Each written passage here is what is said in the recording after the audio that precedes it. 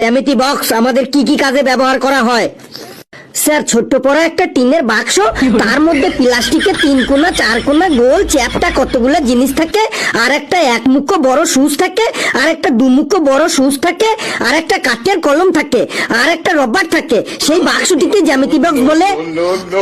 সাব্বাস ফেলু, সাব্বাস। তুই না বললে আমি জানতেই পারতাম না যে জ্যামিতি বক্স কাকে বলে। স্যার, জ্যামিতি বক্স আমাদের কি কি কাজে লাগে সেটা শুনুন।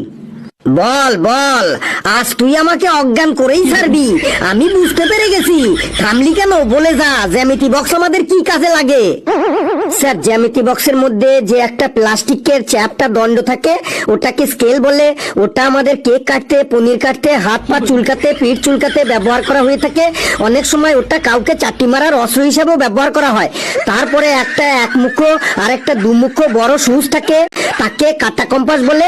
এই কাটা কম্পাস যে কোনো কিছু ফুটো করতে, যেমন তেলের কৌটোর মুখ ফুটো করতে, ওষুধের ছিপি ফুটো করতে, সসের বোতলের মুখ ফুটো করতে, হাত পা চুলকাতে, দাঁতের ময়লা বার করতেও ব্যবহার করা হয়। তারপরে ওই কাঠের যে কলমটা থাকে ওটাকে পেন্সিল বলে। এই পেন্সিল আন্ডারপ্যান্টে দড়ি ভরতে, কানের ময়লা বার করতে, মাথা চুলকাতে, পিঠ চুলকাতে, বোতল থেকে জমাট বাঁধা নারকেল তেল বার করতে, আবার কখনো কখনো চাটি মারার কাজেও ব্যবহার করা হয়ে থাকে।